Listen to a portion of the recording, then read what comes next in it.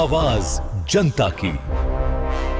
बिहार में एक बार फिर से प्रेशर पॉलिटिक्स का दौर और सिलसिला जारी हो गया। कहा जाता है जैसे जैसे बिहार में चुनाव नजदीक आती है, पार्टियों का प्रेशर पॉलिटिक्स भी शुरू हो जाता है। इस बार जीतनराम मांझी के निशाने पर चिराग पासवान, और क्यों है वो हम आपको विस्तार से बताते हैं।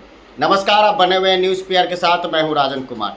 देखिए, जिस तरीके से चिराग पासवान जनसभा को संबोधित कर रहे हैं और कई सीटों पर चुनाव लड़ने का ऐलान भी कर चुके हैं, तो एनडीए में सब कुछ ठीक नहीं चल रहा। फिलहाल सब कुछ ठीक नहीं चल रहा, लेकिन अब जीतनराम मांझी ने भी प्रेशर पॉलिटिक्स शुरू कर दिया। जीतनराम मांझी का वो बयान आपको याद होगा कि उन्होंने साफ तौर से कहा था कि अगर मुझे 18 से 20 सीटें नहीं मिलती है तो मैं 100 सीटों पर अकेला चुनाव लड़ूंगा। तो क्या बिहार में एनडीए के साथ हम और एलजेपी यानी चिराग पासवान और मांझी अलग हो सकते हैं? सीटों की कवायद जो है, देखिए जदयू ने तो अपना सीट फिक्स कर लिया भाई कि जितनी सीटों पर वो एनडीए के साथ लड़ते हैं वो तो लड़ेंगे ही।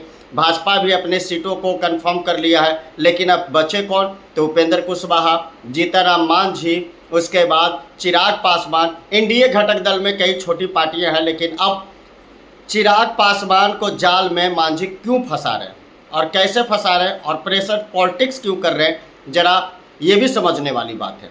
जिस तरीके से चिराग पासवान पिछले कई दिनों से जनसभा को संबोधित कर रहे हैं और वह खुद को मोदी का हनुमान बताते हुए उनके साथ रहने की बात कहते हैं, और ये भी कहते हैं कि मैं एनडीए के साथ खड़ा हूं और हमेशा खड़ा रहूंगा। लेकिन सीट शेयरिंग की बात जब आती है तो पाला बदल जाता है, यानी विचारें बदल जाती है, सीटों का दौर और सिलसिला बढ़ाने की भी बात बढ़ जाती है।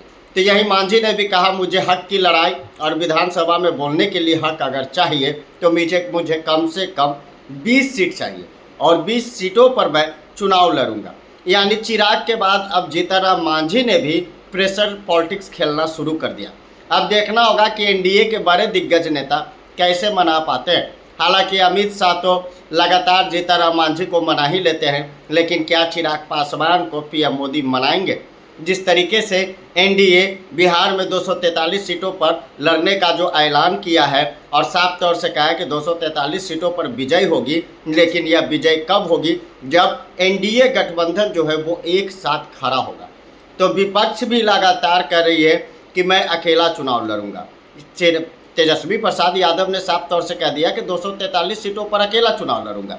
तो महागठबंधन में भी कुछ ठीक नहीं है। तो यहाँ चिराग पासवान को प्रेशर पॉलिटिक्स का शिकार जीतनराम मांझी आखिर क्यों बना रहे?